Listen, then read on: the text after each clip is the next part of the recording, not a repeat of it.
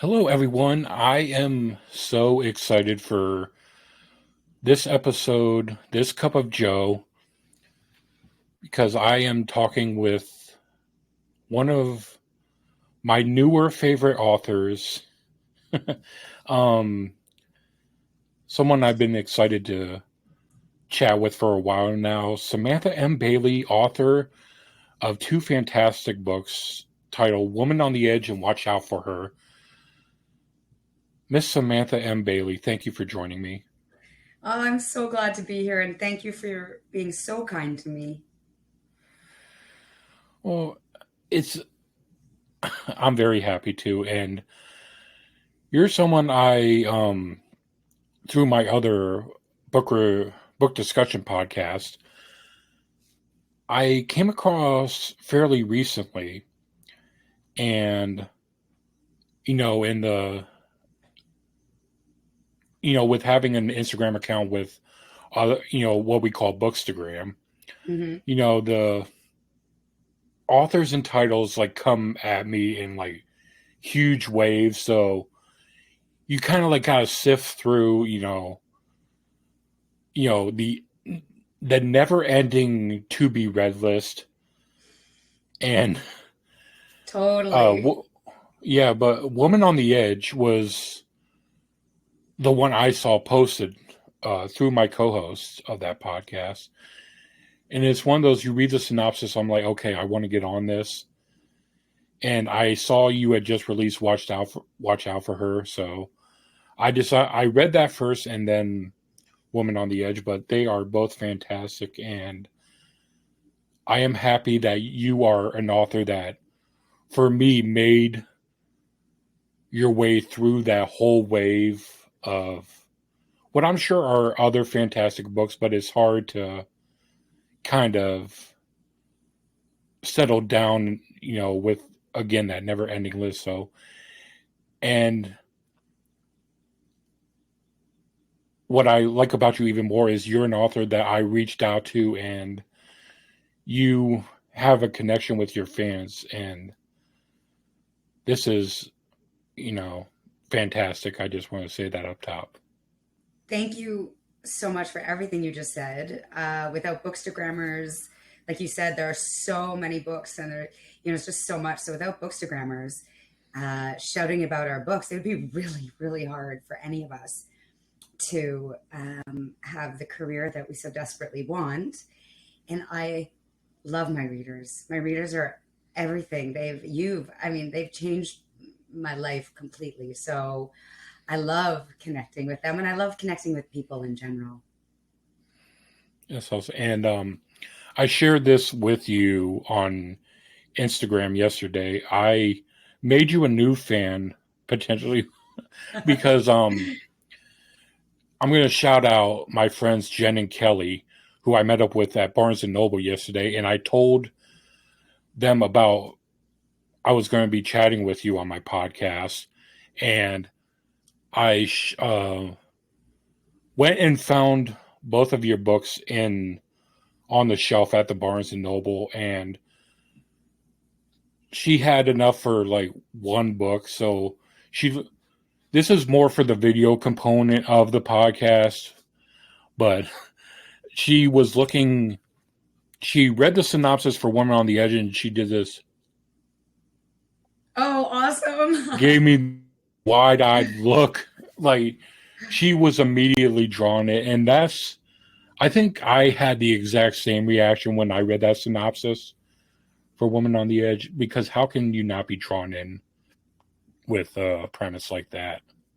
Oh, well, thank you. I'm so glad that both my books are at Barnes and Noble. And thank you to your friend who bought my book. I hope she enjoys it. That it means so much to me. And the premise for Woman on the Edge, I mean, it was a, a lightning bolt stroke of luck. We authors, we work so hard to find our next idea, and it was just one of those moments, right place, right time, and where I was, it just hit me, and thank goodness I was on a subway platform, and that idea just came to me. You didn't have an actual do you with her baby trying to shove put the baby in your arms. No, Like, thank take God. it.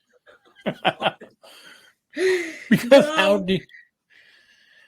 how do you, what do you do in that situation?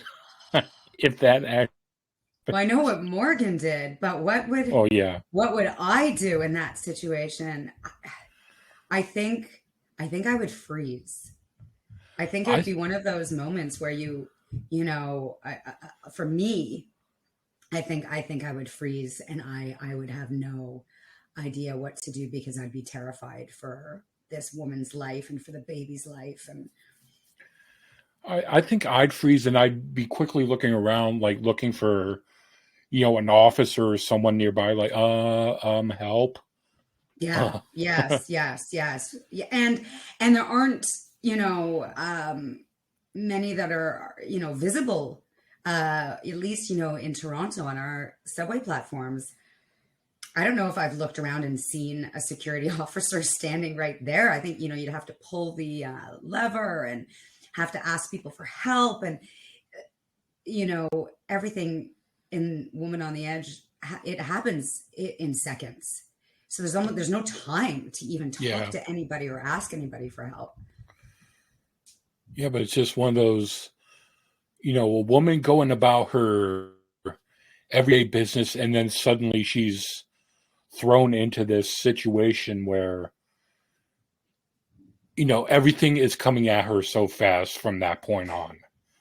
Yeah. And it's just, what do you do in that situation? And how do your life changes in an instant, and Yes. all of a sudden now she's in danger herself too. And Yes. it's just one of those, in an instant everything changes for you. So Yes. And Morgan is a trained social worker. yeah. And so, and even then, she's just so stunned. And the fact that, this woman says her name. So, a complete stranger says her name, and she's so jarred and shocked, And then, of course, yes, her life is in danger, and she's being accused of terrible things.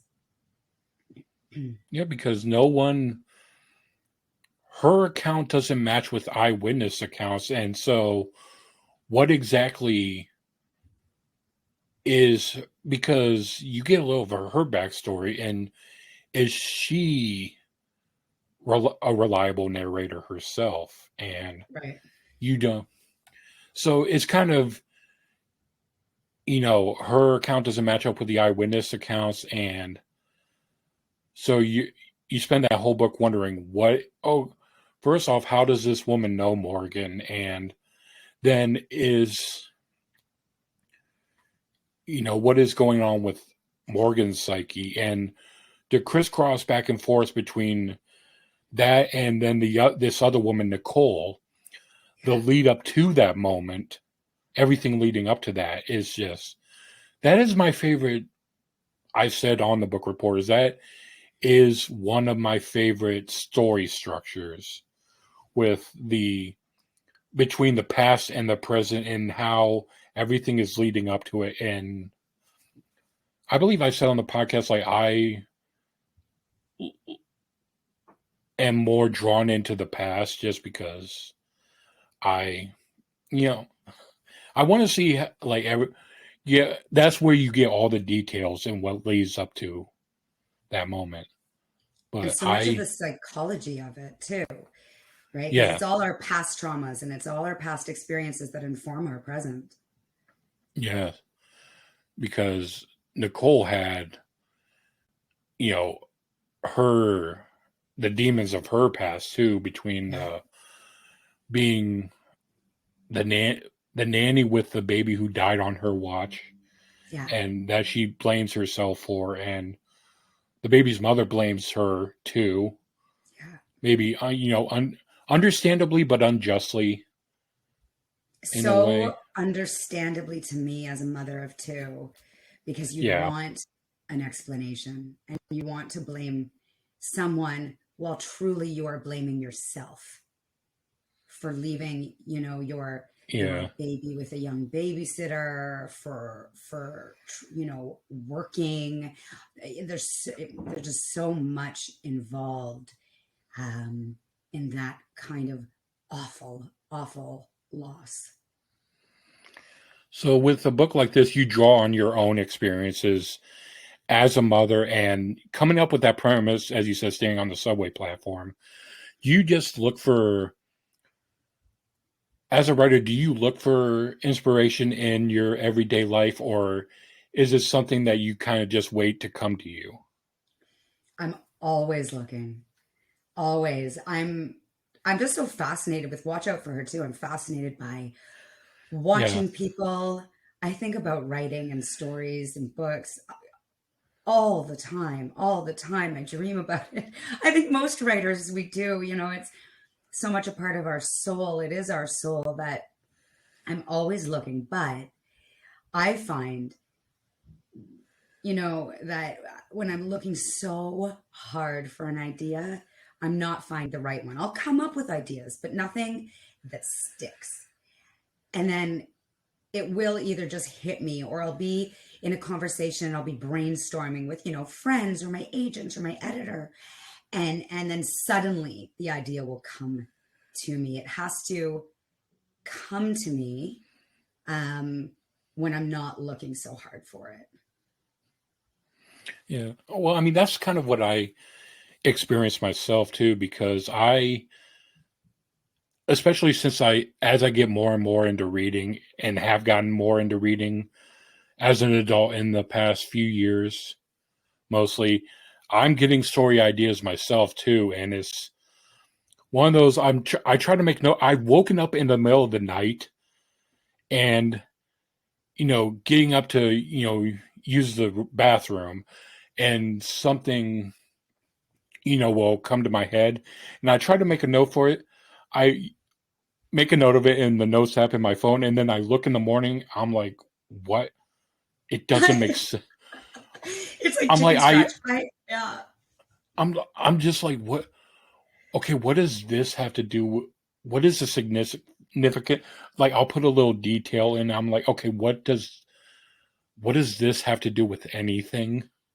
But I I've done could, it in eyeliner before, and then I have no idea. And what I found, is recording my voice. I'll record what, my thoughts are, and even then they'll come out. It's the middle of the night, and they'll come out, and I sound delirious, which I am. But I yeah. find the voice recordings are easier for me to make sense of than what I've, written down. So, well, let's get a little more into your history with writing, and let's start off first. Have you all been a lifelong reader yourself? Both a And lifelong reader and a lifelong writer. I submitted my first, short story or story when I was 10 years old to a publisher. And it was my very first rejection. And I'm now 49. So I have been writing forever. And I grew up surrounded by books. My parents are both huge readers. Um, and reading was my escape. I'm still very small, but I was very, very small. And when I was young, I was very, very quiet and very, very shy. And I found my voice through books.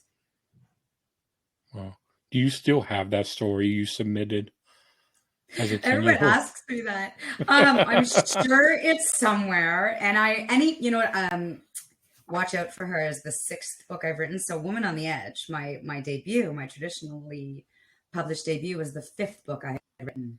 So the other four are shelved. And no, they will not. I will not rework them or try to publish them. I believe in no wasted words. I believe every book I've written has led me here, but they are, better off in my basement. For right now, anyway. Well, yeah, okay, That that kind of maybe. that kind of that kind of sounds like what Harlan Coben did.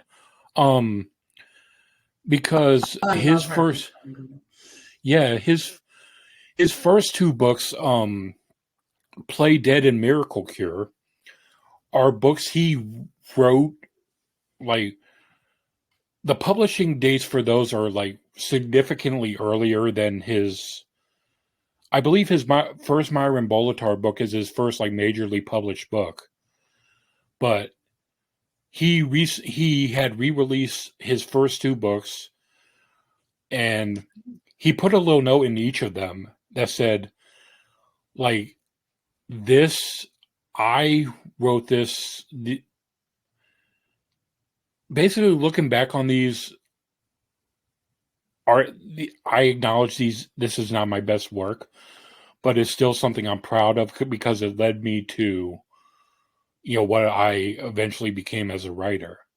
Exactly. So And it's proof, sorry to interrupt. See, it's proof go ahead. how long this takes, how many years that there are so few overnight successes. And, when you see online, it might appear that everyone who has success, it happens in an instant. But for most of us, we've been working at this for a very, very long time.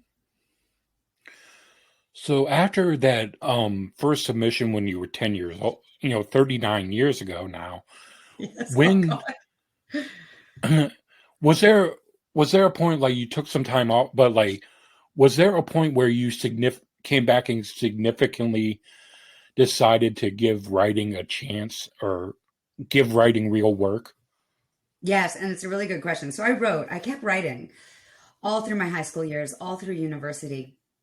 And it was at the age of 29 when I decided, for so many reasons. And one of the reasons was I was making a before I turned 30 list, because at the time, 30 felt old to me.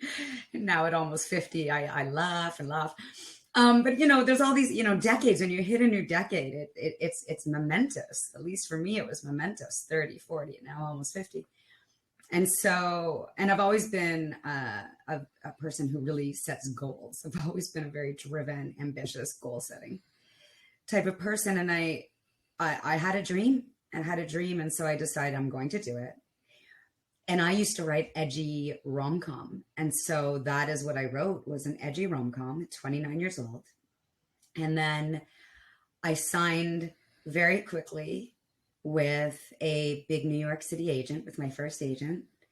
And I thought, this is it. I am that overnight success.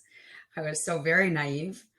And I was with this agent for two edgy rom-coms, and both were resoundingly rejected by editors.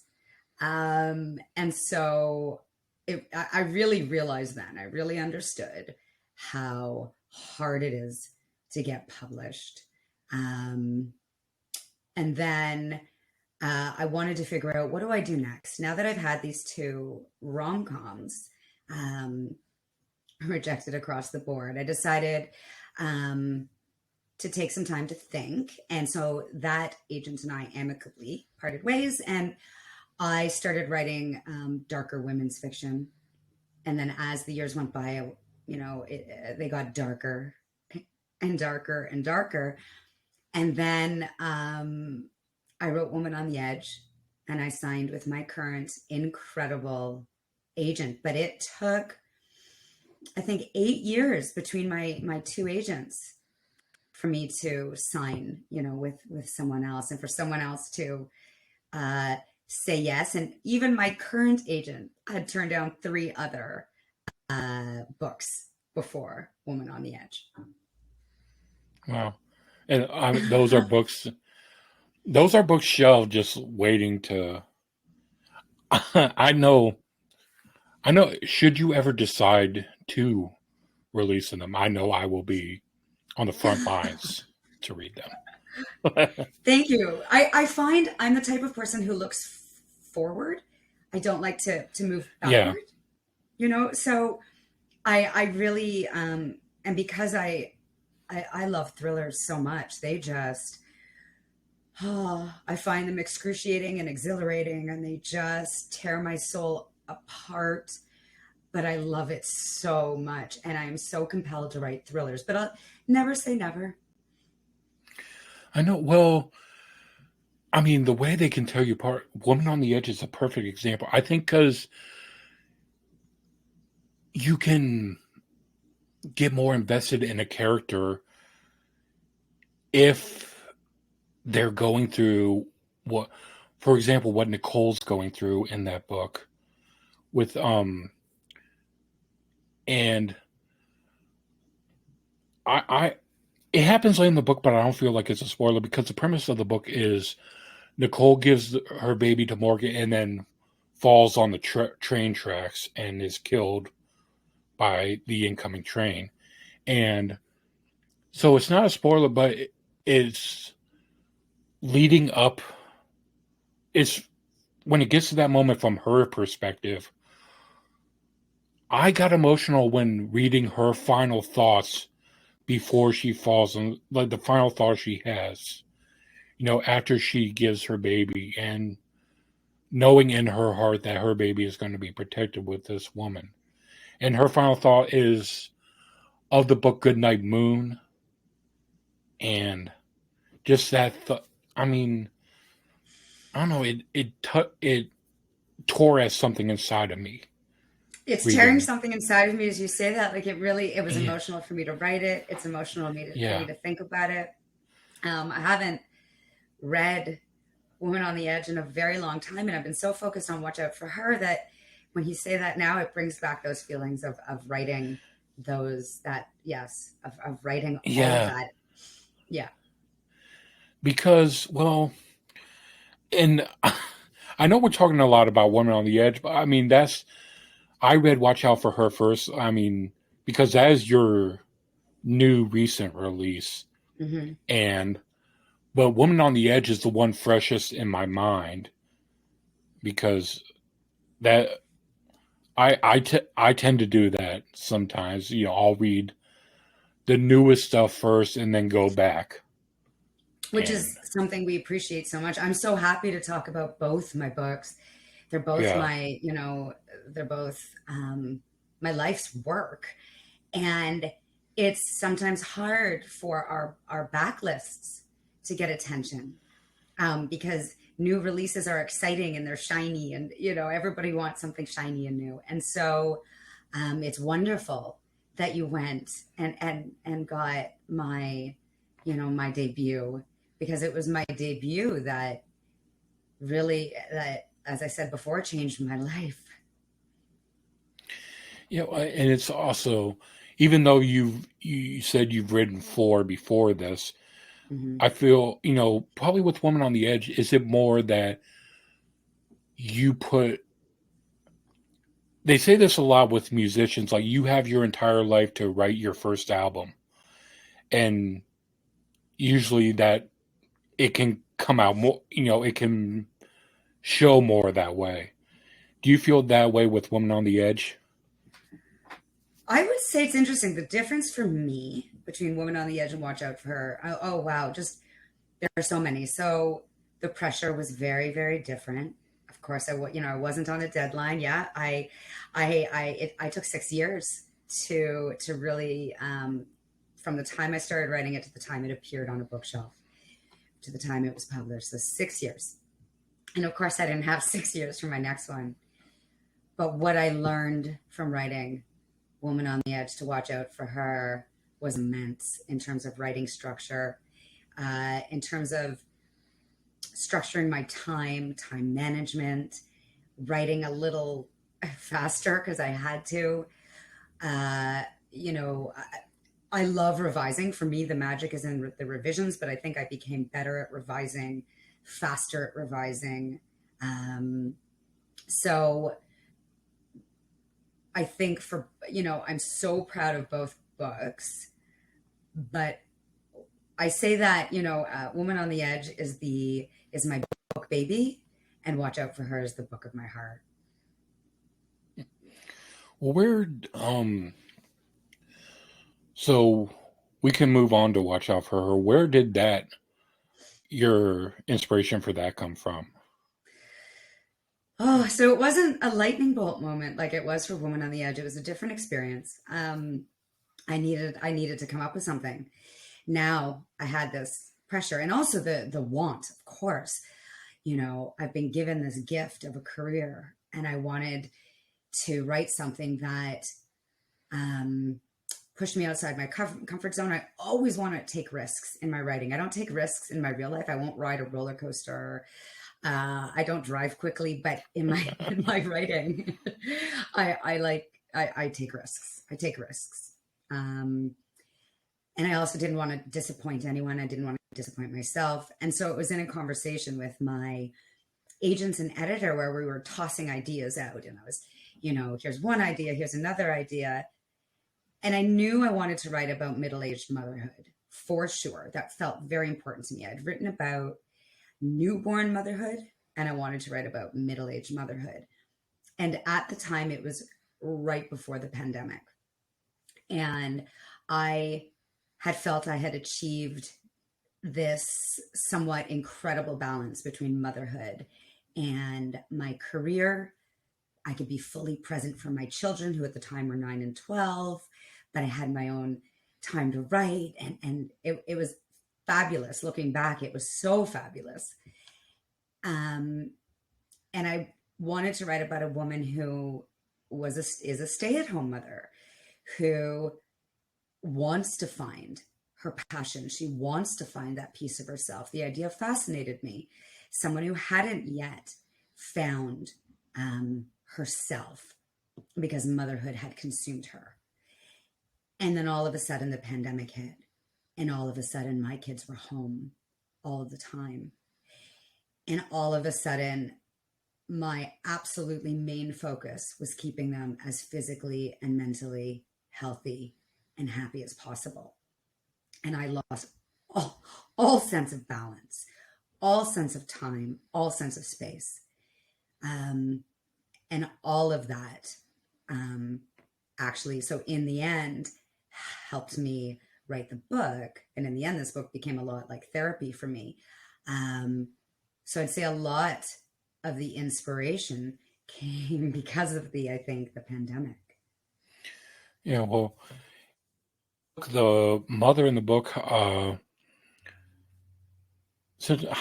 a babysitter for her son and becomes, more and more paranoid. Is this babysitter up to something? And did you get that idea? Okay, you're home all this time with your kids. What if I hired someone to look after them while I could work on what I want to work on?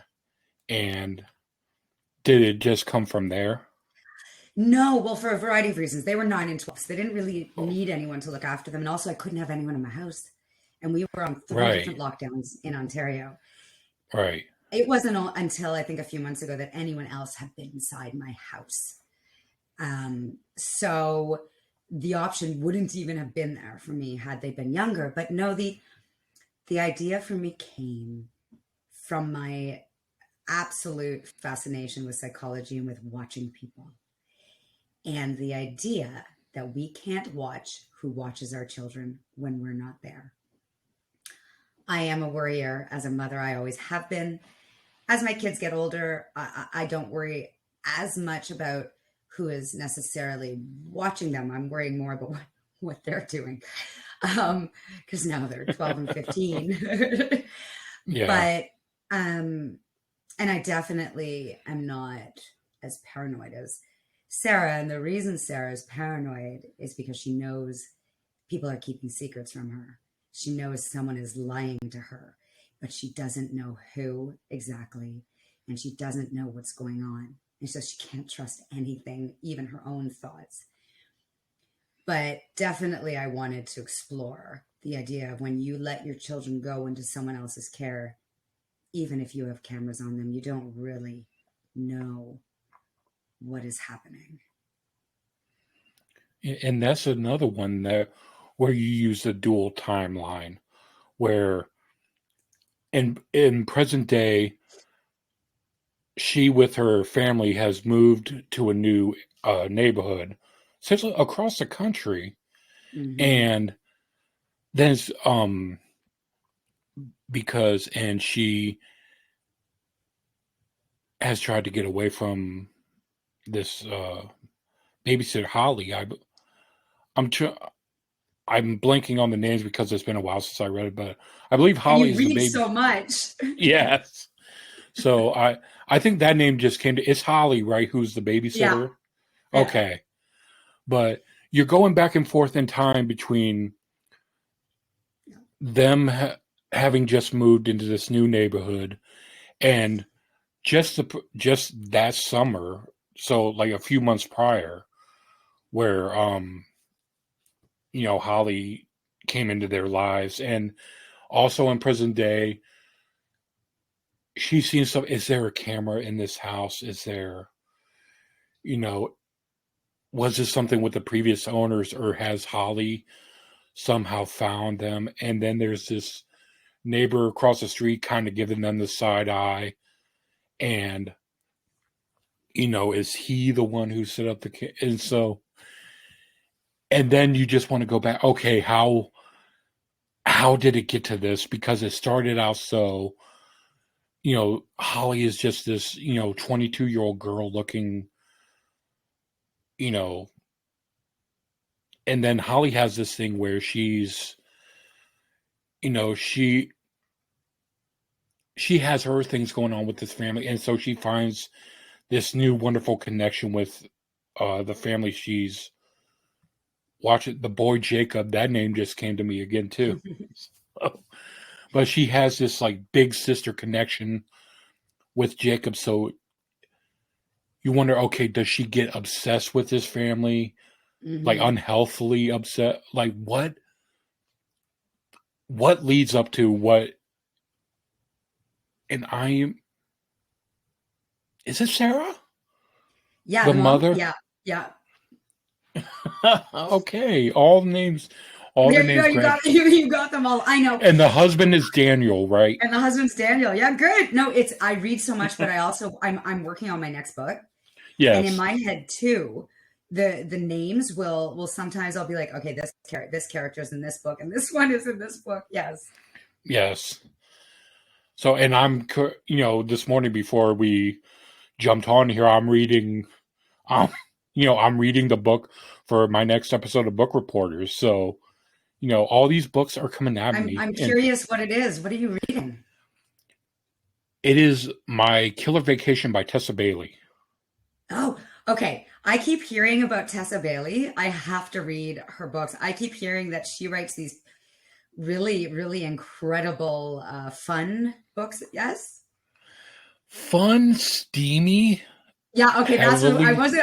Yeah. I think that's what I meant. yes, yes, but this one is a This one is a Sorry. bit of a something a bit different because it is adding the element of a murder mystery. Oh. So, I mean, her previous ones are more straightforward, like, albeit very steamy, like more straightforward romantic comedies. But this one is adding, an element of a murder mystery. So it's something a little different from her, but it's, keeping in with her tradition of very steamy romantic comedies. So, Okay, that but that sounds is right up my alley. I'm gonna definitely it's going right on my TBR. Okay, excellent, excellent. excellent. Well, you know what? More, I am glad I'm able to recommend something to you. Yeah. Considering I'm recommending your books to everyone, all the listeners here, and my friend Jen yesterday. So, yeah. Well, it's such a supportive community, and there are Yeah. never enough books. We all want more books, and writers, we're all readers. So and we don't often see, like you said, with Instagram, there's so many books that I see on a daily basis that I miss so many incredible books that I would love to read. So now I know. Yeah. Well, I mean, let's talk about the writing community in general, the community of writers specifically, because I saw a recent post on your Instagram of you meeting with a group of writers. I mean, I mean, we'll call it a fraternity slash sorority of people. I mean, you are. in some ways, it seems that community, you're each your biggest supporters for each Oh, other. 100%. Would you say that? 100%. 100%. Yes. We, to have people who get you to your core, who understand your dreams, who understand how hard you've worked to get here, how hard it still is. My agent once said to me, whether it's your first book or your seventh, it never gets easier. And she was so right. And so really only somebody who does what you do can understand it. And when your job is so tied to your self-worth and your sense of well-being in so many ways, because again, it's so a part of us, a part of our hearts, a part of who we are as people, who we identify as. You need those people who get it, who are with you every step of the way, who you can trust, who are vaults. You know, we all have agreement. You know, what is spoken about in the writing community stays in the writing community. We need to have that with each other. And again, we all love reading.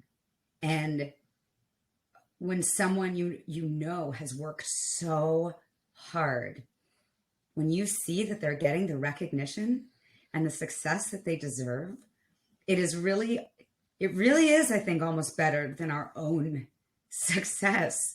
I get so excited when other people have these amazing things happen.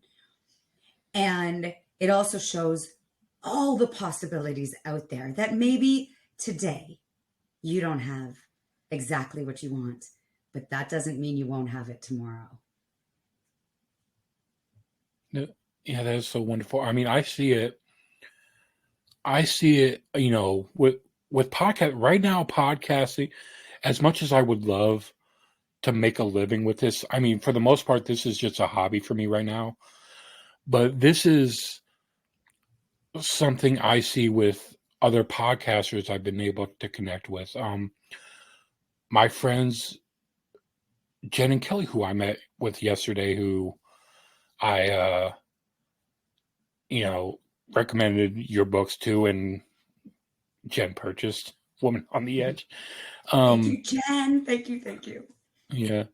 And, you know, love to Kelly too, but they were, Oh, love to you Kelly. know, Yes, thank you. yes, you know, because Kelly did say, all right, well, after you're done, can I borrow that and read it? Because she was Perfect. just as intrigued. You know, it's all good. I have so many books that I want to get to, and we all understand, again, how gigantic our TBRs are. And for me, there's no pressure, there's no rush, there's no you. Yeah. I write for people to have an escape, to scare them, for them to Yeah. enjoy it. You know, just whenever you want to read it. Yes, but I'm going to shout out their podcast right now. They were actually my previous episode of this Cups of Joe podcast. I had met them a few years back at a book discussion event. For, if you know, the My Favorite Murder podcast. Yes, I think I've heard of that. Yeah, the host Karen and Georgia put out a book a few years back, and there was an event at the Barnes and Noble we met up at yesterday, where the day that that book was released, for fans of the podcast who wanted to buy the book could meet up and just, you know, it was, you know, a book discussion event, which I'm sure you've had plenty of yourself for your books, but they weren't in attendance. But it was just, you know, Barnes and Noble was hosting, and, you know, so that's where we initially met up, and we, you know, initially connected in just a little discussion after the event. And they had a podcast they were doing at the time. I had another podcast I was trying to do at the time, and so we connected that way. And then I became a fan of their podcast, and we just, stayed in touch on social media. And yesterday was the first time since then we had met up Oh. all together. So, but they have they have a podcast they recently started again after a break. It's called Mystical Pleasantries, where they talk about, Such a good name. yeah, they talk about, the supernatural. They talk about, angels and, Mm. I mean, they got a couple episodes out right now that I will always push for them to get, notice more. Yeah, so I mean, we have us as podcasters, we have that in our with each other the same way I imagine you have with your writing community. Yeah. And so I mean it's I mean I can definitely recognize that. And Yeah, and I see it with the podcasters too. Because I know quite a few podcasters, and uh, it wasn't until the pandemic. It was a very new world for me, and I do see that the podcasters are all very, very supportive of each other and listen to each other and help promote each other. It's really beautiful. well, another one you just talked with Kate, between the lines, I she love just Kate. did we just had her for an episode of the Book Reporters join us for an episode of the Book Reporters. So, I mean, there's like, different connections, between us and between us with the authors and the authors with the podcasters. And we're like sort of forming our own little community within a community in a sense. There's But, um an amazing podcast. I don't know if am I allowed to swear? oh yeah, I realize we haven't done, but yeah, go ahead. It's okay. Okay, well, or I can say the SHIT. No one tells you about writing. Do you know that one? I haven't heard of it, but I will look it up right Oh, now. it's Bianca Murray, Carly Waters, and Cecilia Lyra. And Bianca's an author. The Witches of Moonshine Manor. Her book comes out August 23rd. It's her third book, I think. And Carly Waters and Cecilia Lyra. It might be Lyra, but I should really find out because I know her, how to pronounce her last name. So sorry, Cecilia, Cece. But they're both literary agents, and they're all Canadian. And it is a fabulous, fabulous podcast. I've been on twice, and it has, advice for writers. It has critique partner matchups. So many different episodes with authors. It is so fabulous, and they're all so wonderful to connect with. All right, well, here it is. I just subscribed. It's Awesome.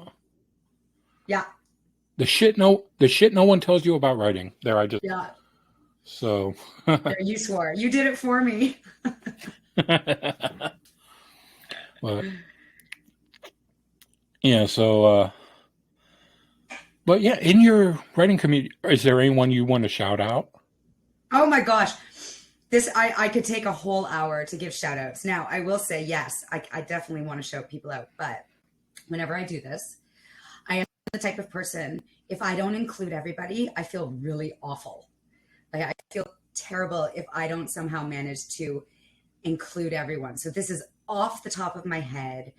I will forget to mention a million people, so my apologies. But yes, Amber Cowie, Jennifer Hillier, Hannah Mary McKinnon, Lisa Unger, DJ Palmer, S.A. Cosby. Oh my gosh, I'm trying to think of. Have I talked to you? I believe I talked to you about Amber Garza, who I've connected with. Oh, Amber Garza, yes, who is there? I mean, I can't even begin to tell you the amount of authors. And, if you look at the blurbs on the back of my book, I've got Jilly McMillan, Robin Harding, Rosnay. I've got Andrea Bartz, Karen Hamilton, PJ Vernon, Lori Elizabeth Flynn, Stephanie Roble, May Cobb. I can go on. Amina Akhtar. I could literally do this for 1,000 years. Well, yeah, I mean, yeah, it's just so amazing how I love the seeing so much support. Like there's no competition. No. There's room for everyone here. Yeah. And, you know, some I mean sometimes you absolutely need that support. As someone who previous podcasts I've done seeing negative feedback where it's a kind where it's not constructive at all. It's just people being mean just to be mean. It can still be, want to punch you in the heart Oh, for because sure. it's something when it's something you created and something again, as you said, writing that's a part of you, and to see it tear down, like it really have that community that knows what you're going through to Oh, want to yeah. keep you going. Definitely. It's about camaraderie. It's also about learning from each other and Yeah. inspiring each other and motivating each other and just pushing each other to be better. And I always say the only person I'm in competition with is myself. Um, and that's it. I just want to better myself.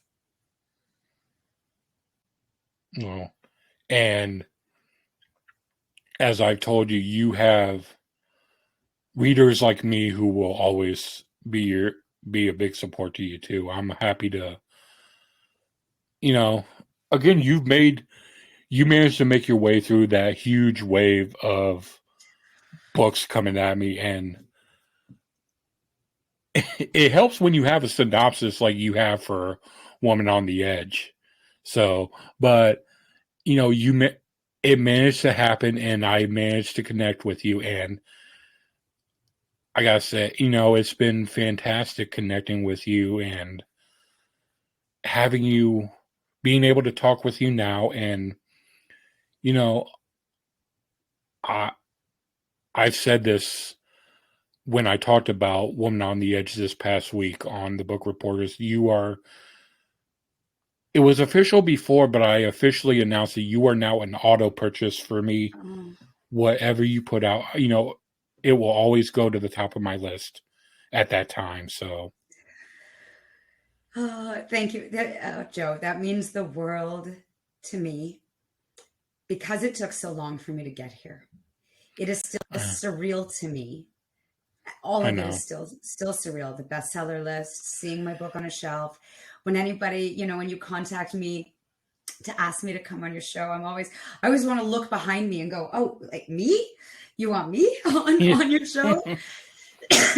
Sorry, excuse me. So it blows my mind the support from you, from the readers, from the people who reach out to me. I did not do this myself. It takes a village. It takes a world to be able to achieve any success in anything, but in the arts, to be able to get somewhere.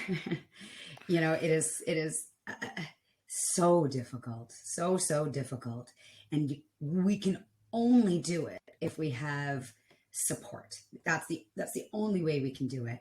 As Mhm. lonely as writing can be, actually, I don't. Lonely is the wrong word. As isolating as writing can be, because of course we do it by ourselves. Everything else, we need the support of other people. Well, I'm happy to do so, and I am my my mental health. I am so touched that what I say to you now means so much to you. The idea that so it's a it's amazing the way we do this for each other. To You don't realize sometimes. I think that when you tell someone you love their work or you love what they're doing or you appreciate them, it might sound perfunctory and it's not, and you don't realize how much it touches another person. You don't realize the impact. You know, when people like you, when you tell me I'm an auto-buy author, like you, yeah, to like, I don't have the words to express the impact that things like that mean to me. It's so, I wish I did as a Yeah. writer. I should have a better word than grateful. I said that recently. Grateful and gratitude. Yeah. There has to be a deeper word than that. And I haven't found it. Yeah. And I'm also afraid coming off like, am I gushing too much? Am I Oh, just, go for it. but it really is. I mean, us, being able, and given that it's easier to do so these days with, something like this, video conferencing, social media, it's easier to connect. And the fact that, the author is able to connect with the fans so much is incredible. And yeah, I mean, I'm very happy that you and I have gotten to this point as artist and fan. And, it's Especially after last week when we had to reschedule because of the great Canadian internet outage of 2022. That was crazy. That was insane. All of Canada had lot telephone, home phone, cell, TV, internet. It was wild. It was wild. It was like going back to, my life in the 80s and 90s. well, yeah, I mean, we take this stuff for granted sometimes when something like that happens. So much. We realize how truly amazing this stuff can be. And yeah, again, it wasn't always like this. So, but it's No, I think it's one of the decent things. Yeah. I'm so sorry. I was going to say it's one of the So, decent things to come out of the pandemic. yeah, pretty much. I mean, because that's when I started getting into podcasting more and trying to, reach out and do something like this. But yeah, it's an incredible thing. And Samantha, I'm very thankful to have connected with you and for you to have come on to talk with me today. So thank you As am I. thank you very, very much. I hope, what is it called? ThrillerCon that you've attended? Is that what? There's Thriller Fest. So Thriller Yeah. Fest happened in New York, and then there's BoucherCon in September, which unfortunately I can't attend because it's the same week that kids go back to school here in Toronto. So it's just, unfortunately the timing doesn't work, but oh yeah, Thriller Fest. That was so awesome. Well, hopefully one of these days, it can work out where I can come to one and you're in attendance and we can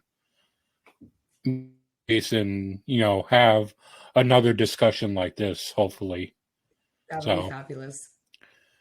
Samantha, you are fantastic. I'm honored you joined me today, and thank you so much. And where can people reach you on different social media platforms? Thank you for asking me that. And again, Joe, really, thank you for taking the time.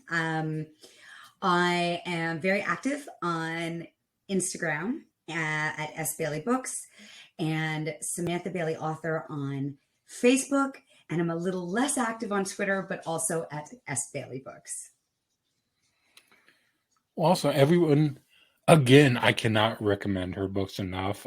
Check out her books, Woman on the Edge and Watch Out for Her. Available on Amazon, available at Barnes & Noble, as I found out yesterday. And I cannot recommend her enough. Available at your local library too, hopefully. Yeah, I know available at my library. Indie bookstores as well. So yes, wherever you can check her out, please do so.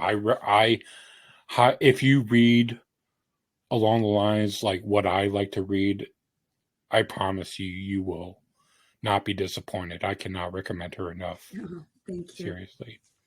So, Samantha, thank you for joining me. Everyone, thank you for listening.